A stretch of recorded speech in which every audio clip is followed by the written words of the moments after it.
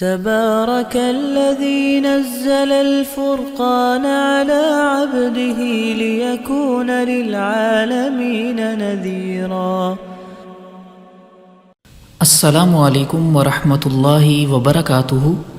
انشاءاللہ آج ہم سورۃ البقرہ کی آیا نمبر 182 اور 183 کو ریڈ کریں گے، ساتھ میں لفظی ترجمہ بھی کریں گے۔ تو میں آیا ریڈ کرتا ہوں۔ اعوذ باللہ من الشیطان الرجیم، بسم اللہ الرحمن الرحیم۔ فمن خاف من موص جنفا او اثما فاصلح بینہم فلا اثم علیہ ان اللہ غفور رحیم۔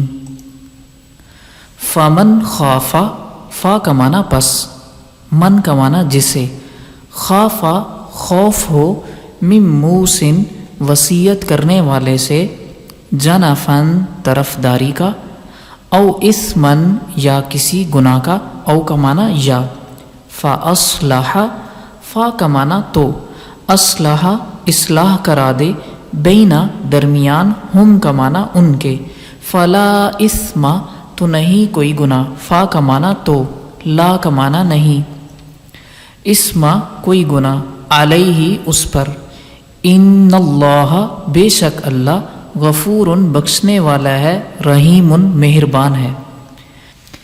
اس آیا میں اللہ رب العزت نے ارشاد فرمایا کہ اگر کوئی آدمی جو وصیت کرتا ہے، اگر کسی کی طرفداری کرتا ہے، اور کیونکہ یہ گناہ کا کام ہے، وہ ایسا کرتا ہے اپنی وصیت کا زیادہ کسی اور کو شیئر دے دیتا ہے، یا زیادہ ہی کسی کے بارے میں وصیت کر دیتا ہے، اب اور آدمی کو یا پھر حاکم کو یہ حق حاصل ہے کہ وہ اس وصیت کو باطل کر دیں اور اس کو جائز نہ سمجھے۔ تو اب جو اس وصیت کو درست کرانے والا ہے یا پھر ان کے معاملات کو درست کروانے والا ہے، فلا اسم علیہ، اس آدمی پر کوئی گناہ نہیں ہے، اس نے تو ایک عدل والا کام کیا ہے، انصاف والا کام کیا ہے، اللہ تعالیٰ بخشنے والے مہربان ہیں۔ نیکسٹ آیا ہم ریڈ کرتے ہیں۔ یا ایہا الذین آمنوا کتب علیکم الصیام کما کتب علی الذین من قبلکم لعلکم تتقون۔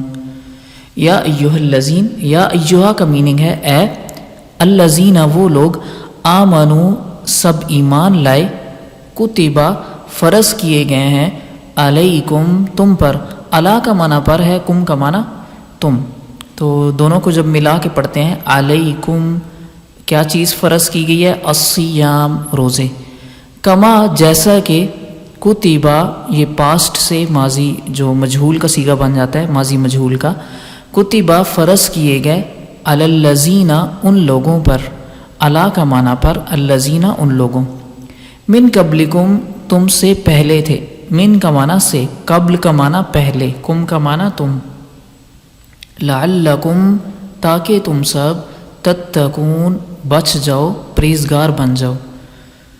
تو اس آیہ میں اللہ رب العزت نے رمضان کے روزوں کی فرضیت کے بارے میں بیان کیا ہے کہ اے اہل ایمان تم پر روزے فرض کر دیے گئے ہیں، کما کتب علی الذین من قبلکم جیسے کہ تم سے پہلے لوگوں پر فرض کیے گئے تھے، لعلکم تتقون تاکہ تم پرہیزگار بن جاؤ اور تاکہ تم تقوی اختیار کرو۔